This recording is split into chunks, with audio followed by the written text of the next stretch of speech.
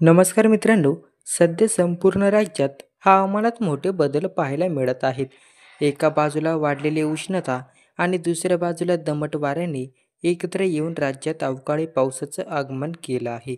हवेतील द्रोणीय स्थितीमुळे फक्त महाराष्ट्रात नव्हे तर देशातील अनेक राज्यांमध्ये पुढील 4 ते 5 दिवस पावसाची शक्यता वर्तवली गेली आहे. याच पार्श्वभूमीवर महाराष्ट्रात पुढील आठवडाभर येलो अलर्ट जारी करण्यात आलेला आहे. 21 आणि 22 मे रोजी कोकण, गोवा आणि मध्य महाराष्ट्रातील अनेक भागात मुसळधार पाऊस आणि सोसाट्याचा वाऱ्यांचा इशारा देत ऑरेंज अलर्ट जारी करण्यात आला आहे. हे सगळं पाहता यंदा मान्सून अपेक्षेपेक्षा लवकरच महाराष्ट्रात प्रवेश करणार आहे. केरळ, उत्तर प्रदेश, हरियाणा, आसाम, बंगालचे उपसागर आणि अरबी समुद्रातही अशाच हवामान स्थितीची नोंद झाली आहे.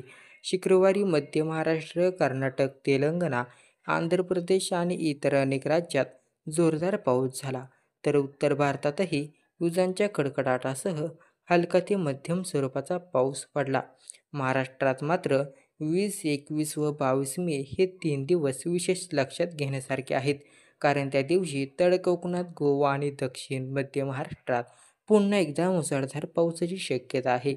31 मेपर्यंत म्हणजेच मान्सून केरळात पोहोचण्याआधीच मुंबईसह संपूर्ण कोकण आणि महाराष्ट्रात मान्सूनपूर्व पावसाचं चित्र दिसणार आहे.